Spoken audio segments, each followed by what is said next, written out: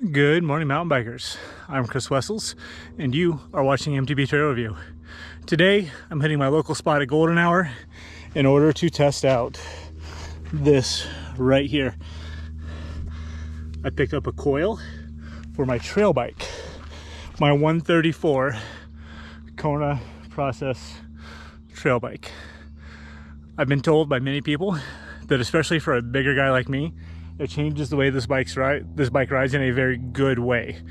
I've been hesitant to try because I didn't want that bike to lose the poppy feel that I love so much, but it was time. So I hope you enjoy. I'm gonna tell you all about it. Okay, dropping into test pilot.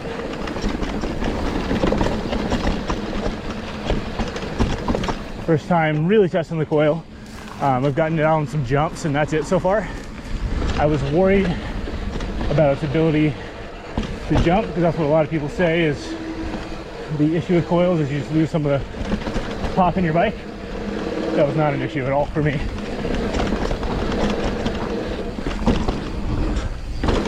Oh my god. The back end just is glued to the ground through that nastier stuff. It's incredible. This was my first real ride on the bike since putting on the coil. As I said in the intro, many people have been telling me for a long time that I should consider it, but I had a really good rear shock on this, and I thought I'll just wait till it blows. Just to set the tone now, my only disappointment with the coil is the fact that I didn't put it on sooner. I should have listened to what everybody was saying, because they were right. If you already have a coil, you know. If you don't, I'm telling you right now, you should strongly consider it. People seem to have two main concerns when it comes to installing a coil. Number one, that the bike will lose some of its climbing ability. For me, that's not an issue at all. Being a big guy with a very stiff spring on a mid-travel bike, I think the bike actually climbs a little bit better.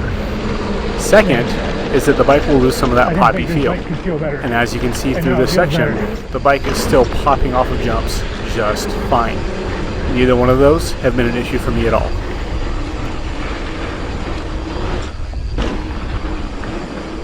Oh my god. I'm obsessed. That felt incredible. Let's give this thing in some chunk, see how she does. When riding this section, there was a far past noticeable difference between the coil and my air shock. My back wheel felt like it was glued to the ground. It hit every single obstacle and went right through it with no rear end chatter. And on this section, rear end chatter is a pretty common thing. I've heard people describe a coil shock as feeling like it has bottomless travel. On this section, I definitely experienced that. So far, my only complaint is that I did not do this sooner and listen to all the people that told me I would love it. That back end is so much better. Being a trail bike, the back end can get a little chattery. It's not glued to the ground, especially in like faster, chunky stuff like this. Might bounce around a little bit. I haven't had the back end break free one single time with this shock. Wow, it's unbelievable. So, at this point in the ride, I had decided that everything I had heard about coils was true, except for the negatives, because as I said earlier, the bike still climbs fine. If anything, it might climb a little bit better, because that rear end is a little stiffer. And it has not lost any of that poppy, playful feel that made me fall in love with this bike to begin with. This is another section that just really accentuated how much better that back wheel tracks and overcomes obstacles at high speed. I didn't lose traction at all.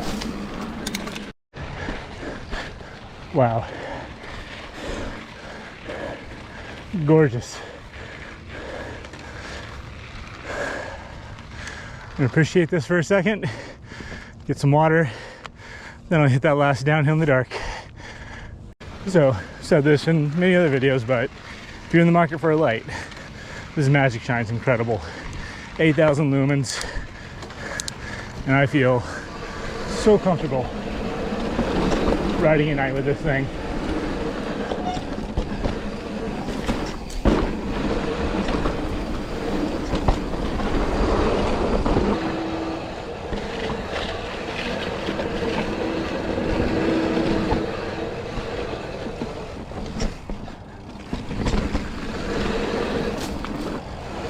Be a good test right here.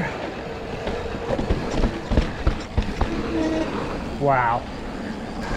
This trail, and this section in particular, is riddled with ruts and braking bumps. And the small bump compliance on the coil shock is incredible.